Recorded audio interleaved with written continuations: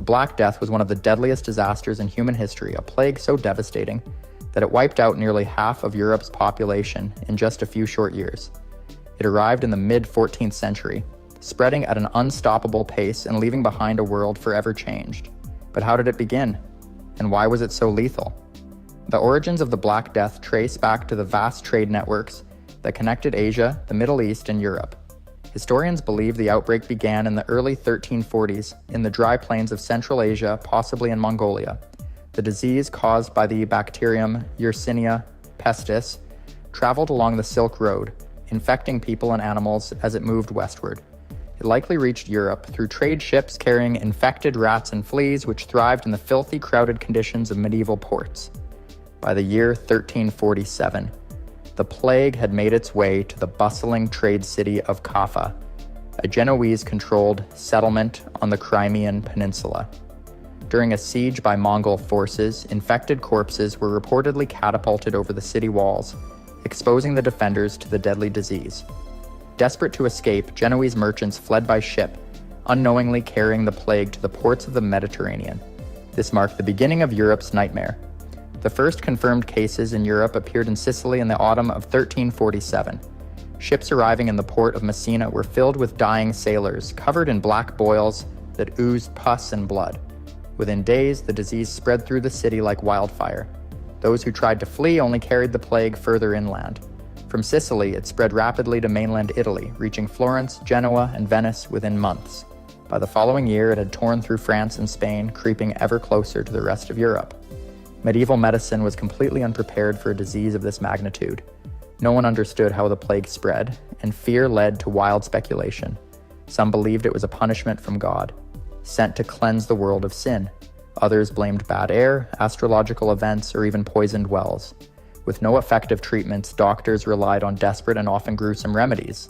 Some advised bloodletting, while others recommended carrying flowers to ward off the evil air.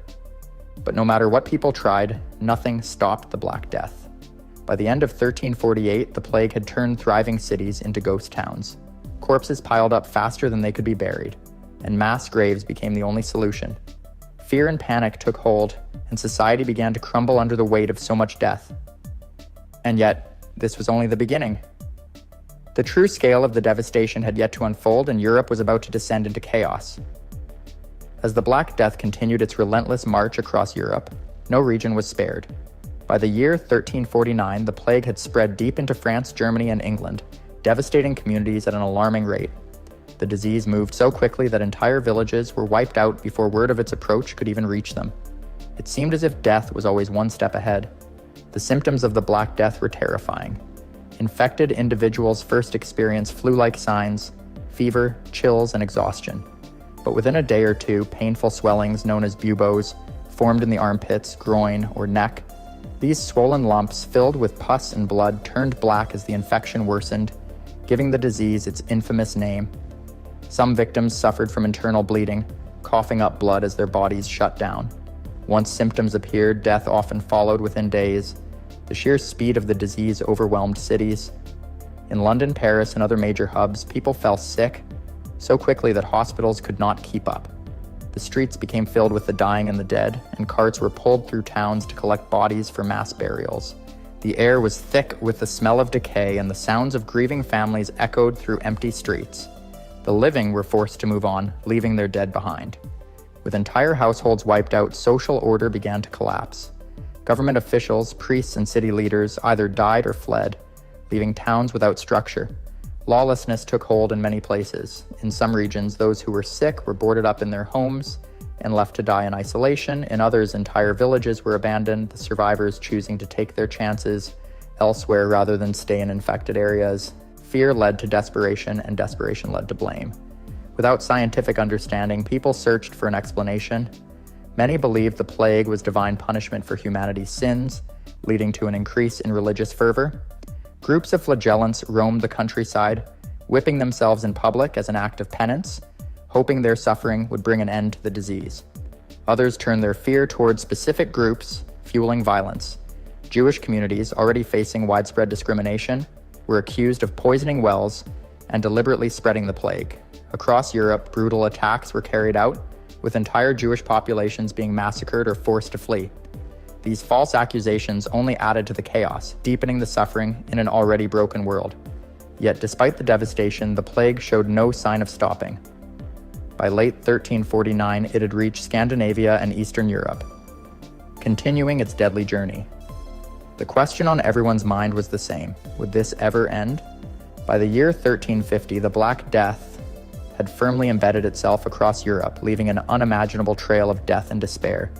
No region had been spared, and the disease showed no signs of slowing down. The impact was more than just the staggering loss of life. It was reshaping the very foundations of society. One of the most immediate effects was the collapse of the workforce. With so many people dying in such a short time, labor shortages crippled entire industries. Farms were left abandoned, crops rotted in the fields, and food production plummeted. This led to widespread famine as fewer people were left to harvest grain, raise livestock, or transport goods to market. In cities, essential trades and services disappeared overnight. Blacksmiths, carpenters, and merchants were all dying at the same rate as the peasants, leaving no one to maintain basic infrastructure. With labor in such high demand, those who survived found themselves in a new position of power. Wages skyrocketed as landowners and business owners scrambled to hire workers. Peasants, who had once been bound to the land under the strict feudal system, now had leverage for the first time. Many left their lords in search of better pay, triggering a slow but irreversible shift in social structure. The rigid class hierarchy that had defined medieval Europe for centuries was beginning to break apart.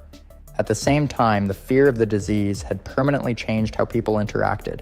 Families turned against each other, with parents abandoning sick children and husbands leaving dying wives in an effort to save themselves. Neighbors avoided one another, and once thriving communities became ghost towns. The very concept of trust had been shattered, as no one knew who might be carrying the invisible killer. Medicine was nearly useless in the face of such a powerful disease, but that did not stop doctors from trying. With no understanding of bacteria or viruses, physicians relied on whatever theories they could come up with. Some believed the disease was caused by bad air, leading to the widespread use of fragrant herbs and flowers to ward off infection. Others promoted bizarre treatments like burning aromatic wood, bathing in vinegar, or covering the body with crushed emeralds. None of these methods worked, but people were willing to try anything to escape the horror unfolding around them. Quarantine efforts also became more extreme. In some cities, infected houses were sealed off, leaving those inside to die without medical care or even access to food and water. Ships arriving in ports were forced to wait offshore for weeks before passengers were allowed to disembark. The city of Venice implemented one of the earliest known quarantine policies, requiring ships to remain isolated for a full 40 days before docking, a practice that would later influence modern public health measures. But despite these efforts, the plague continued its relentless spread. By 1351, it had reached the farthest corners of Europe, tearing through what little remained of civilization's stability. The world that had existed before the Black Death was gone, and the survivors were left to navigate an uncertain and unrecognizable future. By the year 1351, the Black Death had reached nearly every part of Europe, and its devastation was beyond anything the world had ever seen. But even as the worst of the outbreak began to fade, its effects were far from over. The survivors faced a world that had been reshaped by death, fear, and desperation. One of the most noticeable changes was the transformation of cities and towns. Many once bustling centers of trade had become abandoned, with entire neighborhoods left empty. The sheer number of deaths had outpaced burial efforts, and in some areas, mass graves stretched across the landscape. Fields that had once been filled with crops now lay untouched, overgrown with weeds, as there were simply not enough people left to tend them. The psychological impact on survivors was profound. The plague had struck without warning, wiping out families, communities, and entire ways of life. Those who lived through it carried deep emotional scars, having witnessed unimaginable suffering. Many people were left without parents, spouses, or children. The concept of family itself had changed, as people who had no remaining relatives were forced to rebuild their lives among strangers. Religious beliefs were also shaken to their core. For centuries, the Catholic Church had been the most powerful institution in Europe, guiding people's faith and daily lives. But the plague had spread so widely and killed so indiscriminately that many began to question why God had allowed such suffering. Some turned to extreme religious devotion, believing the plague was divine punishment that could only be eased through acts of penance. Others lost faith entirely, seeing the church's inability to stop the disease as proof that it was powerless. This shift in religious thinking would eventually contribute to major changes in Europe, including movements that challenged the church's authority. The social order had also been permanently altered. Before the plague, European society had been built on a rigid feudal system where peasants worked the land for lords in exchange for protection. But with the population drastically reduced, labor became more valuable than ever before. Those who survived realized they had options. If one lord refused to pay fair wages, they could leave and work for another. This newfound mobility weakened the traditional system of lords and peasants, setting the stage for the eventual decline of feudalism. Economically, the effects of the Black Death were felt for years. While the initial aftermath saw shortages and inflation due to the sudden loss of workers, the long-term impact was more complex. With fewer people, land and goods became more available, allowing some survivors to gain wealth and status that would have been impossible before. Cities that had once been overcrowded saw a rise in living standards as resources were no longer stretched as thin. The plague had even changed how people thought about health and disease. Although medieval medicine had little understanding of germs or how illnesses spread, the need for quarantine, sanitation, and hygiene became more widely accepted. Some cities began implementing public health measures that would later influence the development of modern medicine. By the end of 1351, the worst of the Black Death had passed, but the world that emerged from its shadow was vastly different from the one that had existed before. The survivors were left to pick up the pieces, adjusting to a reality where nothing, not their communities, their beliefs, or their way of life, would ever be the same. By the time the Black Death finally subsided in 1353, the world had been permanently changed. The plague had reshaped Europe's population, economy, and society in ways that would be felt for centuries. But while the worst was over, its effects did not simply vanish. The scars it left behind continued to shape history long after the last wave of the disease faded. One of the most immediate and lasting consequences was the shift in power between the ruling elite and the working class. Before the Black Death, the feudal system had kept peasants tied to the land, working for lords in exchange for basic protections. But after so many laborers had died, those who remained realized they had leverage. Lords could no longer dictate low wages because workers were scarce, and many peasants began demanding better pay and conditions. Some even left their villages in search of higher wages elsewhere, something that would have been unthinkable before. This gradual breakdown of the feudal system paved the way for the rise of a new middle class and the eventual movement toward a more modern economy. Another major change was in how people viewed life itself. After witnessing so much death and destruction, many survivors adopted a new outlook, one that valued living in the moment. This shift in thinking played a role in the cultural and artistic transformations that followed. In the decades after the Black Death, Europe saw a renewed interest in science, learning, and creativity, an early sign of what would later become the Renaissance. Some historians even believe that the plague helped accelerate this period of intellectual and artistic growth, as people sought to rebuild their world in a way that was richer and more meaningful than before. Medicine, too, was forever altered. While doctors in the 14th century had little understanding of germs, the sheer scale of the Black Death forced medical practitioners to experiment with new treatments and public health measures. The idea of quarantines, for example, became more widely accepted after cities like Venice successfully slowed the spread of the disease by isolating arriving ships. Over time, these early attempts at disease control influenced future medical advancements, eventually leading to better sanitation practices and a deeper understanding of how illnesses spread. But even as Europe slowly recovered, the Black Death never fully disappeared. Outbreaks of plague continued to emerge over the next several centuries. Though none were as devastating as the initial wave, the disease resurfaced in cycles, reminding people of the horrors they had once endured. However, each outbreak also brought new efforts to contain and prevent its spread, further shaping the way societies responded to disease. Looking back, the Black Death was more than just a catastrophic natural disaster. It was a turning point in human history. It upended long-standing social structures, changed economic systems, and even influenced cultural and scientific advancements.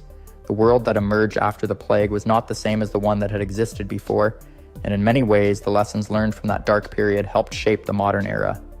Even today, the Black Death remains one of the deadliest pandemics in recorded history.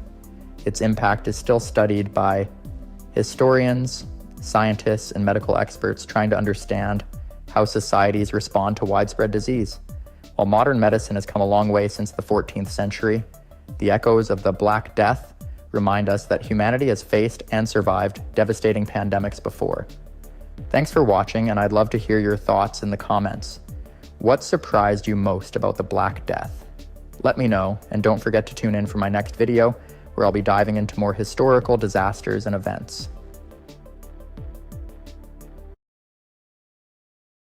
The 100 Years' War was a conflict unlike any other in history. It wasn't just a single battle or a few years of fighting. It lasted for over 100 years, from the year 1337 to 1453. This war wasn't a single event, but a series of battles, political moves, and shifting alliances that shaped the course of history. The fighting mostly took place in Europe, and the main players were two powerful countries, England and France. The war involved not just battles between armies, but complex struggles over territories, thrones, and influence. So how did this massive war begin? The root cause of the conflict goes back to territorial disputes, particularly between England and France. The English kings had long held lands in France, including the Duchy of Guyenne, and they also had a claim to the French throne. These territories were valuable for trade and military strategy, and both sides saw them as key to their power. The English monarchy, led by King Edward III, argued that they had the right to the throne of France through their maternal bloodline. However, when the French king, Charles IV, died in 1337 without a direct male heir, the French nobility chose Philip VI of the Valois family to succeed him. This left Edward III angry and determined to press his claim. This wasn't just a fight over land and the throne. It was a war that reflected the growing power of nationalism. At the time, both England and France were still developing as unified nations, and the war played a significant role in that process. National identity, loyalty to one's country, and the idea of ruling over specific territories started to become more important. While the idea of universal monarchy like the Holy Roman Empire faded away, the war would eventually stir the rise of royal power, shifting it away from local nobles and towards stronger centralized kingdoms. Economics also played a huge role in the 100 Years' War. Both countries were trying to control lucrative trade routes, particularly in the wool industry, which was important for the English economy. For France, the vineyards and farmlands of the south were vital to their economic success, and England's control over parts of France threatened that. This economic pressure added to the tension, turning what could have been a simple dispute over territory into a much bigger and more brutal conflict. One of the earliest moments of the war was marked by a series of confrontations. After Edward III declared himself the rightful king of France in 1337, the French began to rally behind their own king, Philip VI. By 1339, the English were able to push further into French territory, with Edward launching several successful raids. One of the most notable early battles of the war was the Battle of Sluys in 1350, where the English navy decisively defeated the French, securing their dominance of the English Channel for much of the war. This victory gave England a strong foothold, especially since control of the Channel was essential for trading and moving armies. As the war continued, it became clear that it wasn't just about one conflict, but a long, drawn-out series of battles, sieges, and shifting strategies. The war also saw the rise of important figures who would shape the history of the conflict, such as Joan of Arc, who would later inspire the French resistance and help turn the tide against the English. But for now, in these early years, both sides were heavily engaged in battles for land, control, and influence. It seemed that neither side would easily gain a clear advantage. The 100 Years' War had truly begun, and with it, a new chapter in European history was unfolding. But this was just the beginning, and much more lay ahead. Stay tuned as we dive deeper into the struggles, alliances, and turning points of this centuries-long conflict. The 100 Years' War took a dramatic turn as the conflict progressed, and in the middle of all this fighting, Europe faced one of the most devastating natural disasters in history, the Black Death. Beginning in the year 1347, the Black Death spread rapidly across the continent, hitting both England and France hard. The plague, carried by fleas on rats, devastated populations, killing millions. It's believed that between 1/3 and half of Europe's population was wiped out by the disease. The war itself had already been grueling, but now, with entire villages and towns decimated by this deadly outbreak, both the English and the French found themselves dealing with something far more dangerous than the enemy armies on the battlefield. As the plague spread, it didn't just impact the soldiers who fought in the war, but the general population as well.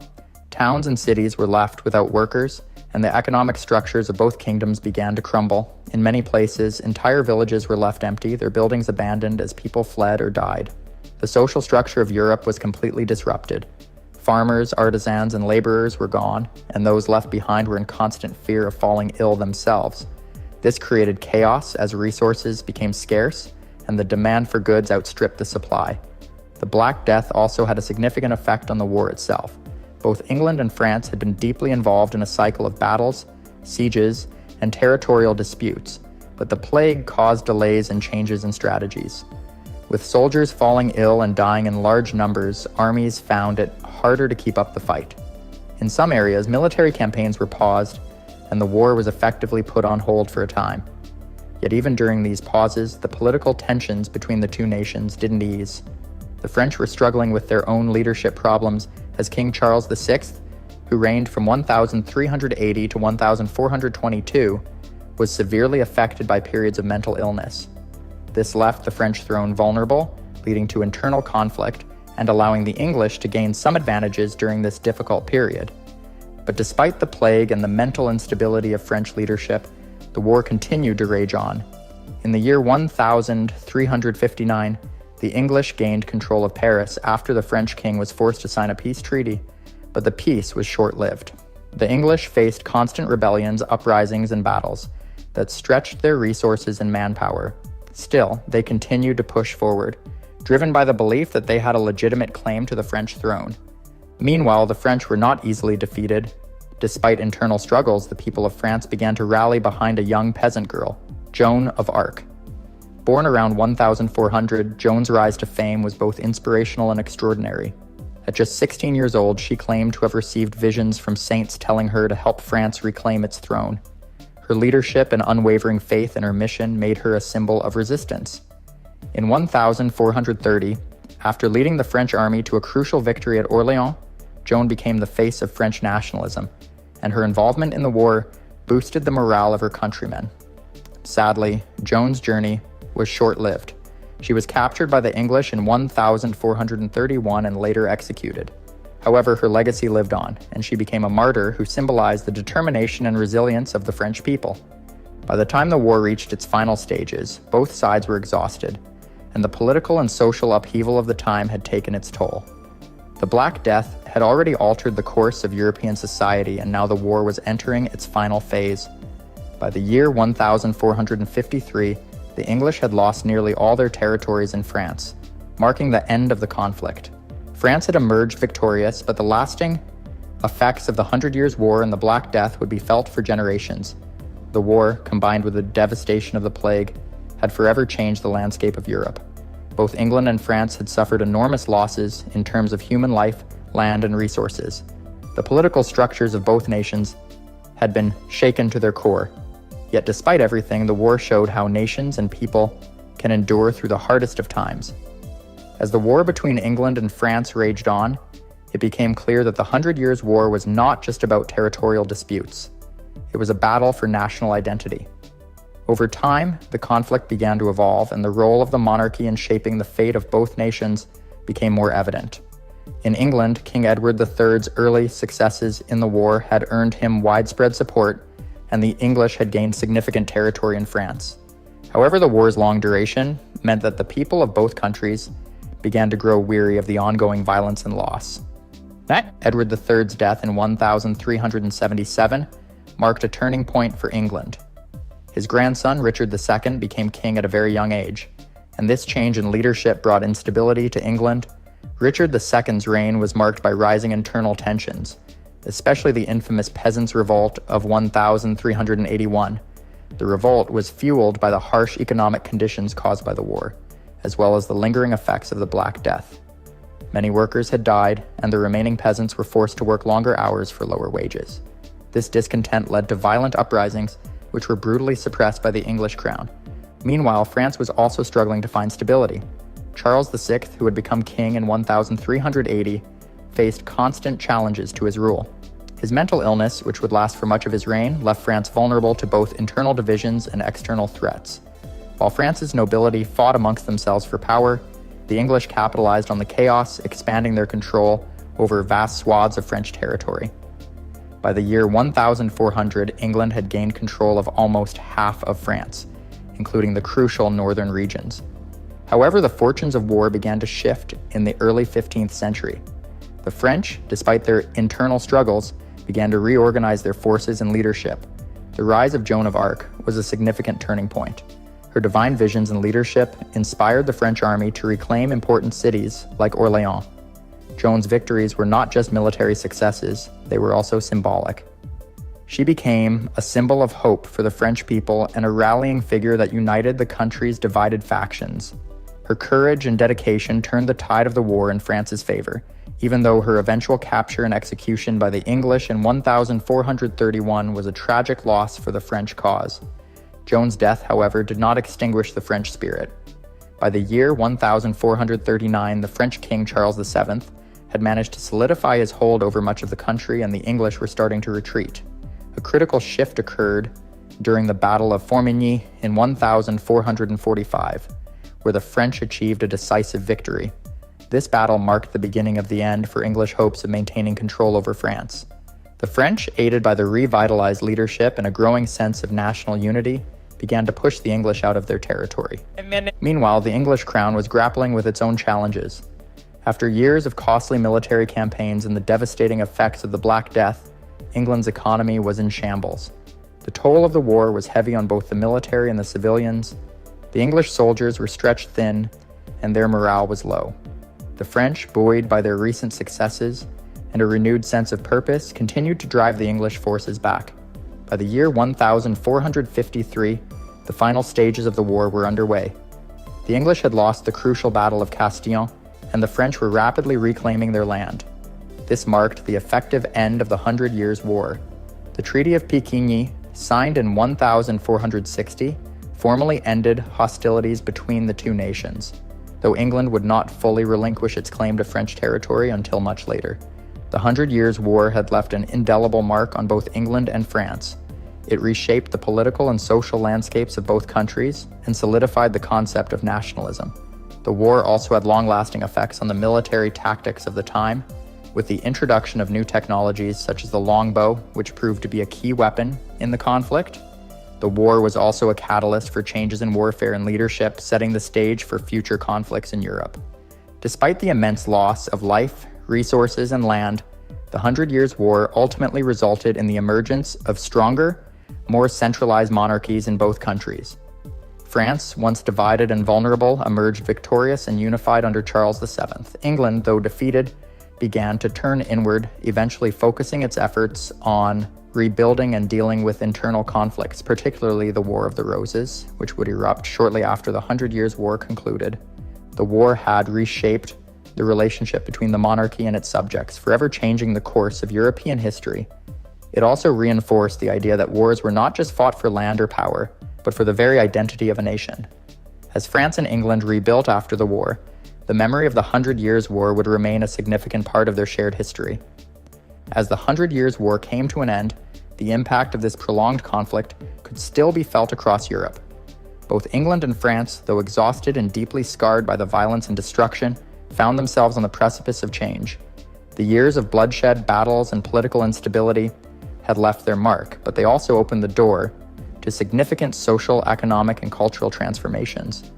One of the most lasting effects of the war was the shift in the power dynamics between the monarchy and the people. The war had proven that the strength of a nation relied not just on the crown, but also on the unity of its people.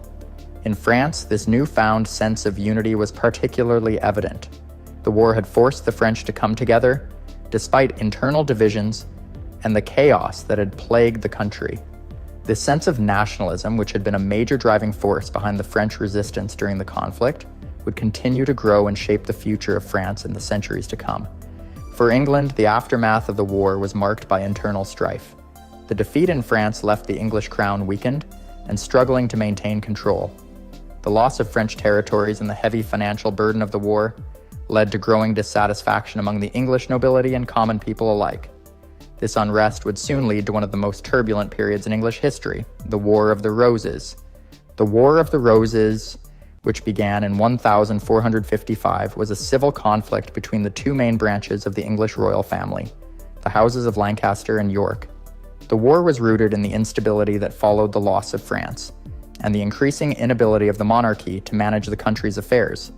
The political tension that had built up during the 100 Years' War came to a head, leading to a series of battles that would ultimately result in the rise of the Tudor dynasty. While England was embroiled in its own civil war, France, under the leadership of Charles VII, was beginning the difficult task of rebuilding. The devastation caused by the war, coupled with the aftermath of the Black Death, had left much of the country in ruins. But Charles VII, taking lessons from the war, worked to strengthen the monarchy and centralize power, solidifying his rule over a now unified France. The French people, weary from the years of fighting, found themselves looking to the monarchy for stability and guidance. In addition to political shifts, the war had lasting economic consequences for both nations. The cost of the war had drained both England and France's resources. In England, the loss of French territories meant the loss of valuable income from land and trade. For France, the war had devastated the economy, especially in the regions that had seen the heaviest fighting. The destruction of farmland, towns, and infrastructure had left a country struggling to recover. The aftermath of the war also saw significant changes in the military landscape. The 100 Years' War had been a turning point in the development of military technology and tactics. The use of the longbow, which had proven so effective in battles like Agincourt, became a symbol of English military success. France, on the other hand, began to adapt its military tactics as well, learning from its defeats and integrating more advanced artillery into its forces. The war had shown that battles were not just won by knights and cavalry, but by new strategies and technologies that would define warfare in the coming centuries. The war also influenced the culture of both nations. The trauma of the war, along with the rise of new monarchies, led to a flourishing of the arts in France. The late medieval period saw the growth of Gothic architecture, as well as the development of new forms of literature and music. In England, the end of the war and the rise of the Tudors brought with it a renewed focus on national pride and identity, which would later influence the works of playwrights like William Shakespeare.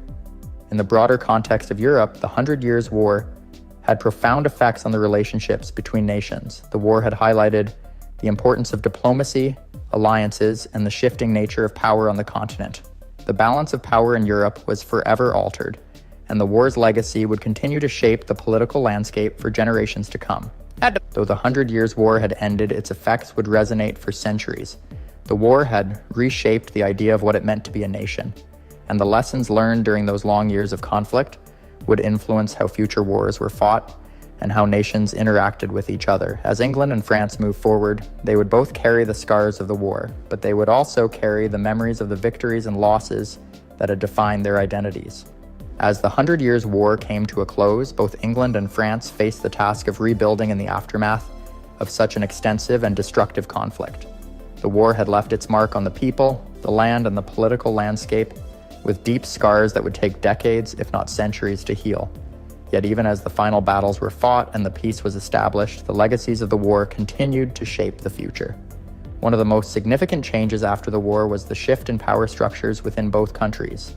For England, the loss of its French territories and the toll of the war on its resources marked the beginning of a new era of internal instability. The social and political unrest created by the heavy burden of war costs and the loss of international influence sparked a deep divide within the nobility. This unrest was a key factor that led to the War of the Roses, which began in 1455 and would continue for decades. The war between the houses of Lancaster and York was a direct result of the weakened English monarchy, which struggled to maintain control in the wake of the 100 Years' War. Meanwhile, France emerged from the war with a more centralized monarchy. King Charles VII, who had been crowned under the shadow of war, worked hard to consolidate his power, using the lessons of the war to strengthen the French state. By the time the war ended, the monarchy had gained greater authority and control over the feudal system. In the process, France's social structure began to shift, with increased power flowing from local nobles to the central government. The French victory also fostered a renewed sense of nationalism and unity as the people rallied behind the idea of a strong, unified France. This newfound national identity would be an important catalyst for future developments, including the French Revolution centuries later. The war had also driven significant changes in military tactics and technology. The 100 Years' War marked a major turning point in the evolution of European warfare. The use of the longbow by English archers was a notable innovation, and its effectiveness on the battlefield forever altered the role of knights and cavalry in battle. Additionally, the war saw the increasing use of gunpowder weapons, particularly cannons, which would later become a defining feature of European conflicts. As both nations looked toward the future, military technology would continue to evolve, paving the way for new strategies in warfare. Economically, the war had devastated both countries. France, in particular, had suffered from widespread destruction, especially in the regions that had seen the worst of the fighting. The war had torn apart towns, villages, and farmlands, leaving much of the countryside in ruins. The French economy, already weakened by the Black Death and previous conflicts, now had to contend with the costs of rebuilding. For England, the loss of its territories in France meant the loss of valuable trade routes and income, further exacerbating the financial strain. Both countries would take years to recover from the economic damage wrought by the war, with France eventually using the opportunity to rebuild its infrastructure and re-establish trade routes. Despite the devastation, the 100 Years' War also sparked important cultural developments. In France, the war and the recovery that followed gave rise to a flourishing of Gothic art and architecture, as well as the rise of new forms of literature and philosophy. In England, the end of the war marked the beginning of a new chapter for the country. The emergence of the Tudor dynasty with the rise of Henry VII brought a renewed sense of stability. This period saw a rise in English nationalism, which would later influence the works of famous playwrights such as William Shakespeare. The consequences of the 100 Years' War also stretched far beyond England and France. The conflict had altered the balance of power in Europe, and the shift in political dynamics affected neighboring regions. The weakening of feudalism and the rise of more centralized monarchies set the stage for future conflicts and changes in governance across Europe. The war's impact on the social and economic fabric of Europe would continue to be felt for generations, shaping the course of European history in the centuries that followed. In the end, the 100 Years' War was a conflict that transformed both nations, Europe and the world. It was a war marked by brutal battles, shifting alliances, and profound changes in military, political, and social structures. Its legacy lasted far beyond the peace treaties of 1453, influencing the future of warfare, governance, and culture in ways that could not have been imagined at the time. The war taught the world hard lessons about the cost of prolonged conflict and the importance of diplomacy in maintaining peace. And though the war itself is long over, the echoes of its impact can still be heard today, shaping the course of history and reminding us of the lasting consequences of power struggles, territorial disputes, and human endurance.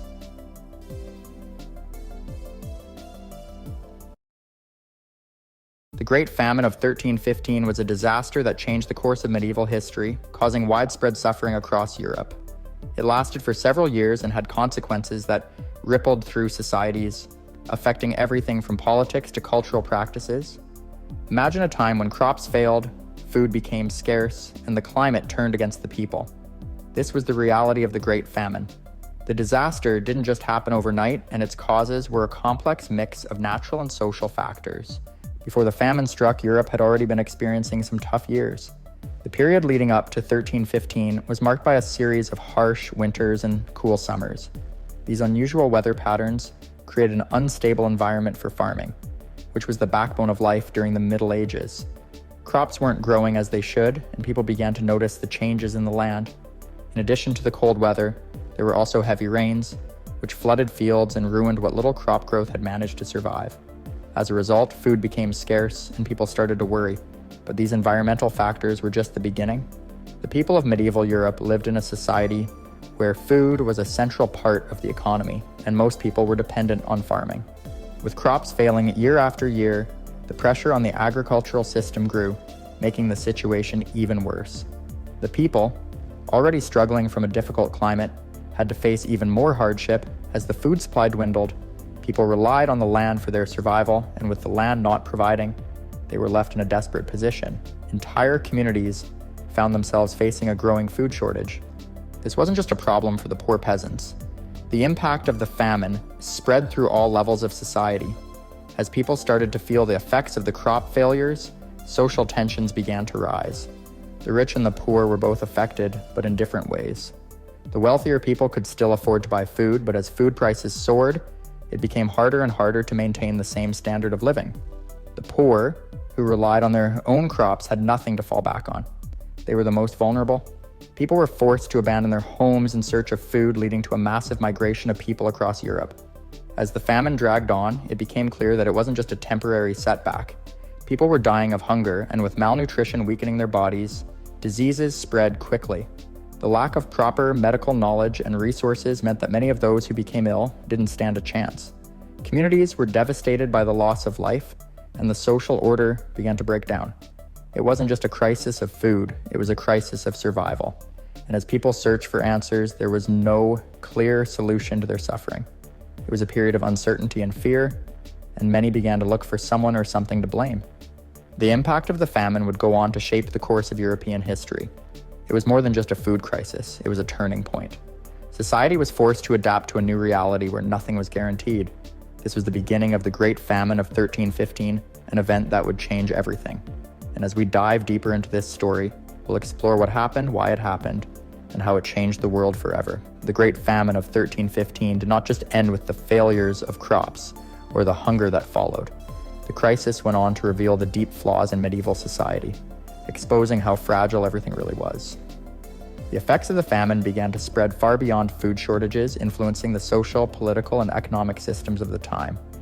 As the famine worsened, Europe found itself in a state of chaos, struggling to maintain a sense of order and stability. The impact on the population was devastating, and the shockwaves would continue to be felt for years to come. By the time the famine reached its peak, agriculture had been severely disrupted. Fields that once produced bountiful harvests now lay empty or flooded. Even the most successful farmers couldn't escape the destruction. The lack of grain and other basic food sources meant that people were struggling to feed themselves and their families. And the food that could be found was incredibly expensive, pushing the poor further into poverty while widening the gap between the rich and the rest of society. Many landowners were forced to raise the prices of their goods just to cover their losses, creating a perfect storm of economic instability. In the face of this, the nobility and the ruling classes were also not spared. The medieval social system was rigid, and even the wealthy were dependent on a steady flow of food to maintain their position. With their supplies running low, tensions between the wealthy landowners and the lower classes escalated. Some of the nobility began to raise taxes to compensate for their losses, making it even harder for peasants to survive. In some areas, local rebellions broke out as desperate peasants fought for their right to food, seeing no other option but to take a stand. As the famine stretched on, it became clear that there was no easy solution to the crisis. The poor harvests were not only caused by bad weather, but were compounded by the lack of proper farming techniques and resources. Most of Europe's population still relied on outdated agricultural methods, and the social structure kept many people from accessing the tools and knowledge needed to deal with changing environmental conditions. The farmers who were struggling the most didn't have the luxury of experimenting with new methods or crops. They had to make do with what they had, and what they had was not enough. This situation left the most vulnerable people exposed to the harshest consequences. With food in short supply, many of the poorer classes turned to desperate measures. In some cases, communities began to forage for wild plants or even resorted to eating animals they would normally never consider. This, however, wasn't a permanent solution. These alternative food sources didn't provide the necessary nutrition to sustain life for long, and the lack of food and poor diet weakened people's immune systems, leaving them vulnerable to disease. Disease, which had always been a threat, became an even greater danger during the famine. The weakened population was now an ideal breeding ground for illness. Plague outbreaks were common during this period, and they spread more easily due to the malnutrition and overcrowding that came with the famine. People began dying from diseases like dysentery and typhus, in addition to hunger. It's believed that the famine's death toll was made even worse by these diseases, which killed thousands more who were already weakened by lack of food. Social and cultural upheaval also marked the Great Famine of 1315. The constant struggle for survival led many people to turn to their faith, seeking solace in religion. Churches were filled as people prayed for an end to the famine. Some saw the famine as a punishment, believing that it was the result of their sins or divine wrath. Others looked to religious leaders for guidance, but even they were not immune from the suffering. Church leaders were also dealing with dwindling resources, and many were forced to close their doors to the needy. This led to an erosion of trust in the church as people began to question why the divine had allowed such suffering to take place. While many turned to religion for answers, some saw the famine as evidence of deeper systemic problems within medieval society. The rigid class structures, poor governance, and failure to adapt to changing environmental conditions all contributed to the scale of the disaster. The nobility's inability to respond effectively to the needs of their people further fueled dissatisfaction. People were beginning to realize just how interconnected everything was. The breakdown of the agricultural system didn't just affect food, it caused a domino effect that touched every aspect of life, from the economy to religion to the very fabric of society itself. As we continue to explore this dark chapter in history, it's important to understand that the Great Famine wasn't just a natural disaster. It was a reflection of a world that was unprepared for the challenges of its time. The problems it exposed would continue to reverberate throughout Europe for years to come, shaping the course of history in ways that were yet to be seen. The Great Famine of 1315 was not just a crisis.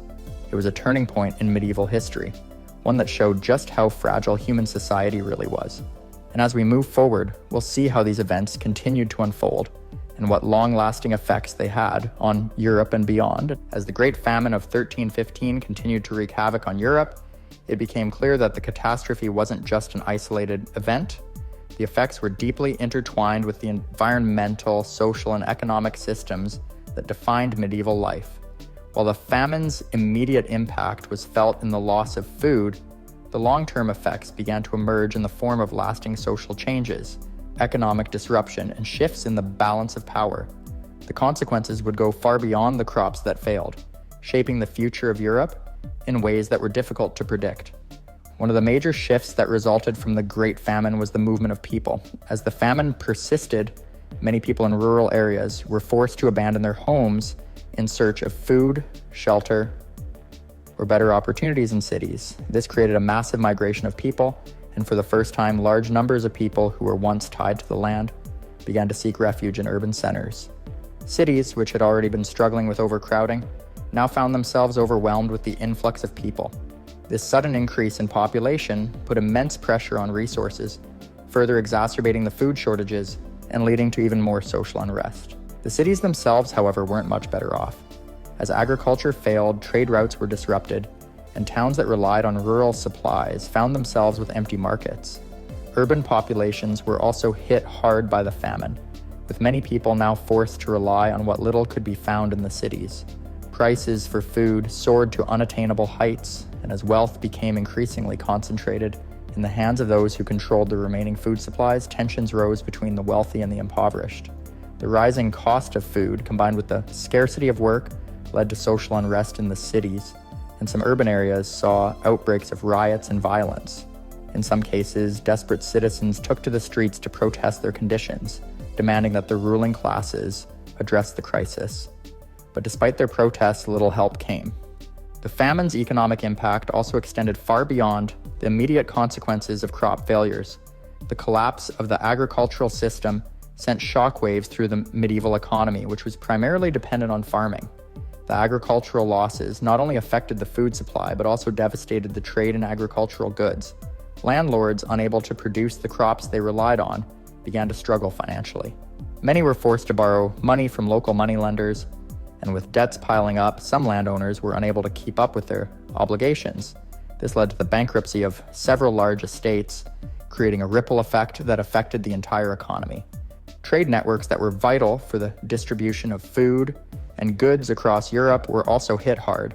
The famine disrupted transportation routes, making it difficult for food to reach its destination. Merchants who once thrived in the movement of goods found their markets drying up, and many traders found themselves unable to pay their workers or keep their businesses afloat. Without the necessary food and goods flowing through the region, many people found themselves in desperate situations, forced to take whatever jobs they could, often at reduced wages or under deplorable conditions. The ripple effects of these economic disruptions lasted long after the famine ended, contributing to further instability in the years that followed. The devastating environmental changes that were occurring during this time were also central to the ongoing crisis. The Little Ice Age, which began around the turn of the 14th century, was a period of colder temperatures and extreme weather. This global cooling affected Europe in particular, and the consequences were felt in every corner of the continent. cool summers, harsh winters, and excessive rainfall led to poor harvests and crop failures, which were further compounded by the lack of effective farming techniques. Without the ability to grow enough food, entire communities were left vulnerable to the ravages of famine. These climatic conditions didn't just affect crops, but also the animals that people relied on for food and labor. Livestock also suffered during this period, with many animals dying from diseases that spread rapidly in the overcrowded, unsanitary conditions of the time. This had a further impact on the food supply, leaving people with even fewer resources to survive. One of the key factors that made the famine so devastating was the lack of understanding about the climate and its changes. Medieval society had no concept of climate change in the way we do today, and the people living through the Great Famine were left struggling to comprehend what was happening. There were no modern scientific tools to predict weather patterns, and the knowledge needed to adapt to such drastic changes simply didn't exist. This lack of knowledge meant that communities were largely unable to prepare for the drastic environmental shifts, and when the climate began to turn, there was no way for people to adjust. As a result, the impact of the famine was much more severe than it would have been had there been greater awareness and understanding of the situation. The famine also highlighted the vulnerabilities of medieval society, especially the ways in which social and political systems were not equipped to respond to such a widespread crisis. The feudal system, which had dominated Europe for centuries, left peasants at the mercy of the land and their lords. In times of hardship, the poor were the first to suffer, and the wealthy landowners had little incentive to change the system that kept them in power. The growing dissatisfaction with the ruling classes fueled anger among the lower classes, and in some areas, this unrest led to revolts. The strain on the social fabric of society became clear as people who had once been bound to their estates began to question their place in the world. The Great Famine of 1315 was not just a disaster, it was a wake-up call. It exposed the fragile nature of medieval life, where a few bad harvests could lead to widespread catastrophe. It revealed the deep economic divides that existed between different classes and showed how a small change in the environment could cause massive social and political upheaval. The impact of the famine, combined with the existing hardships of the time, would set the stage for even greater challenges in the years that followed. The reverberations of the famine would continue to affect Europe for decades, and its lessons would not be easily forgotten. As we look at the aftermath, we'll see how these events shaped the course of European history and influenced the future of the continent in profound ways. As the Great Famine of 1315 continued to devastate Europe, the social and political consequences of the crisis began to unfold. The strain on the population, combined with the widespread hunger and suffering, began to erode trust in the established systems of power. The Church, which had long been seen as a spiritual and social anchor in European society, found itself facing increasing criticism.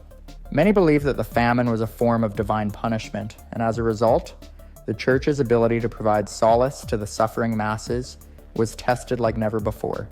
Despite the Church's traditional role as a source of comfort, people began to question its authority and its failure to provide effective aid during such a catastrophic event. The religious explanations for the famine, such as the idea that it was a punishment for sin, did little to alleviate the suffering of the masses. As the famine dragged on, many began to feel that the Church was disconnected from their daily struggles. Instead of providing tangible help, the Church seemed to focus more on maintaining its power and wealth. This led to widespread disillusionment among the lower classes, who had long looked to the clergy for guidance and support. In some cases, this distrust would fuel the growing dissatisfaction with the existing social order. The nobility, too, found themselves facing increased pressure. Many of the landowners who had relied on agricultural production for their wealth found themselves in financial ruin. Unable to meet their obligations or provide for their peasants, some noble families were forced to sell off land or take on massive debts. The economic instability caused by the famine weakened the foundations of the feudal system, and many peasants began to push for reforms. In some regions, this led to uprisings and revolts as the lower classes sought to hold the nobility accountable for their perceived negligence. These acts of resistance were not always successful, but they revealed the growing divide between the rich and the poor and demonstrated the cracks in the feudal structure that had once been so dominant in Europe.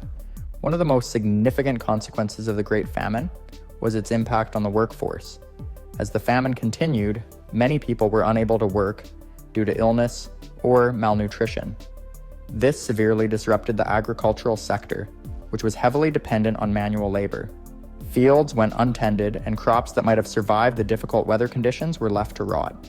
This not only exacerbated the food shortage, but also had a ripple effect on other industries that relied on agricultural goods.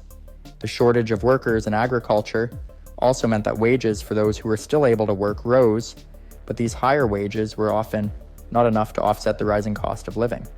Those who were employed were often working in appalling conditions, with little protection from the effects of the famine. As a result of the labor shortages, the agricultural system in many parts of Europe began to shift.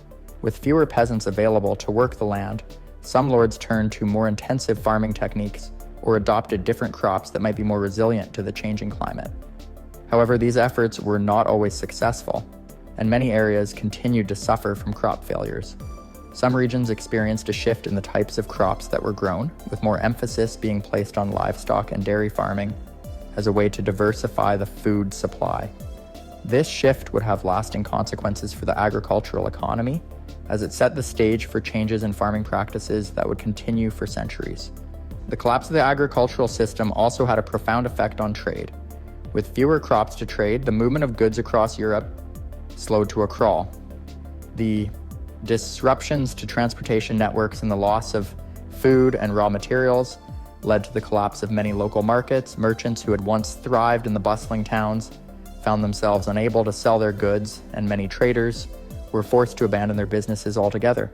This economic collapse had a ripple effect on all levels of society, from the poorest laborers to the wealthiest merchants. For many, the famine was a stark reminder of how fragile the medieval economy was and how easily the complex web of trade, labor, and agriculture could unravel.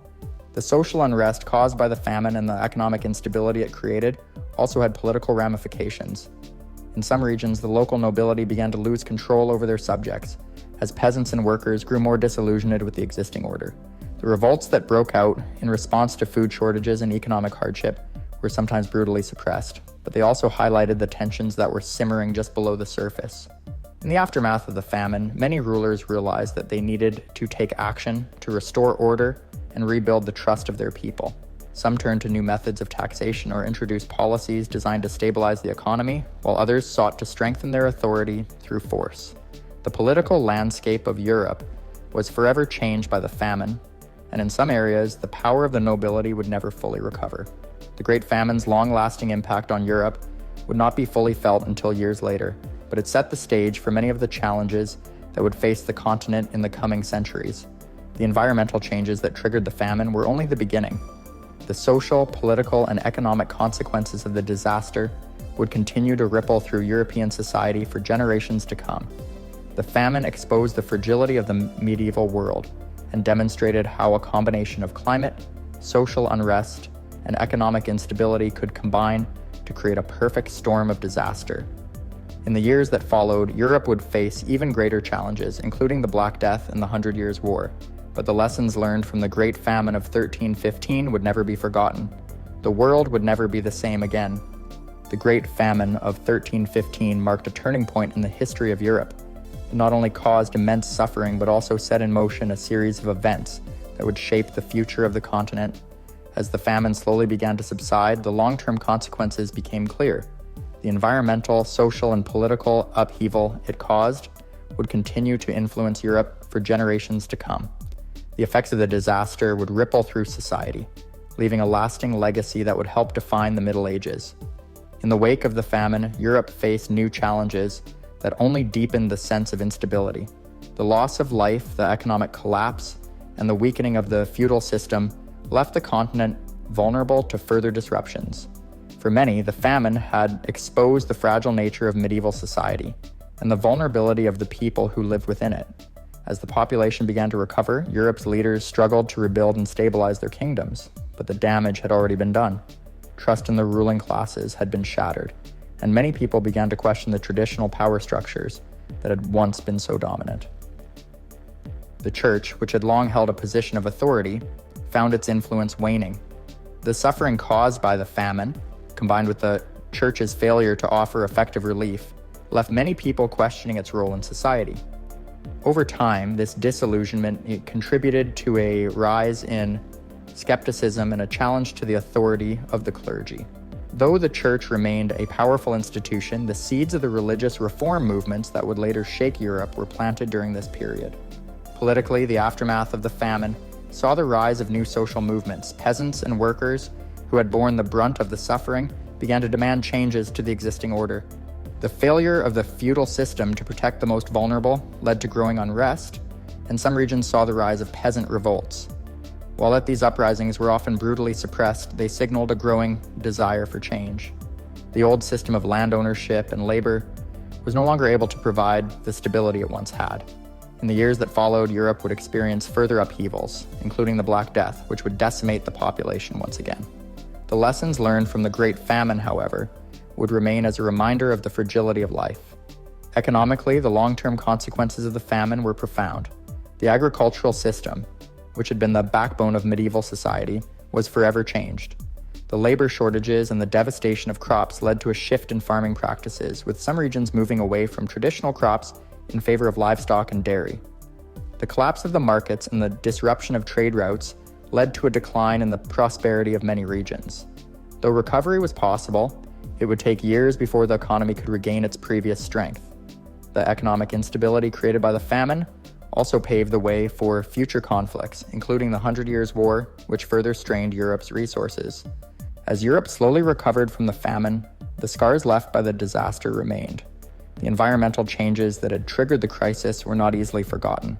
The extreme weather events that had caused the crop failures continued to serve as a reminder of how unpredictable nature could be. While some areas rebuilt and regained their former stability, others were left in ruin.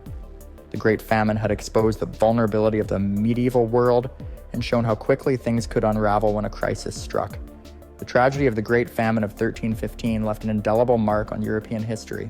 It was a reminder that even in the most prosperous times, society could be brought to its knees by a combination of environmental, social, and economic forces.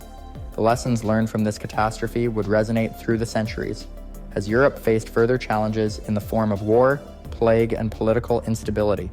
Yet even in the face of such devastation, humanity's ability to rebuild and adapt would remain a constant theme in the centuries to come. As we look back at the events of the Great Famine and its aftermath, we are reminded that history is not just a series of isolated events, but a complex web of interconnected forces that shape our world. The legacy of the Great Famine is a powerful reminder of the fragility of human civilization and the need to understand and learn from our past. The scars left by the famine may have faded, but the lessons of resilience and the importance of unity in the face of adversity remain as relevant today as they were in the early 14th century.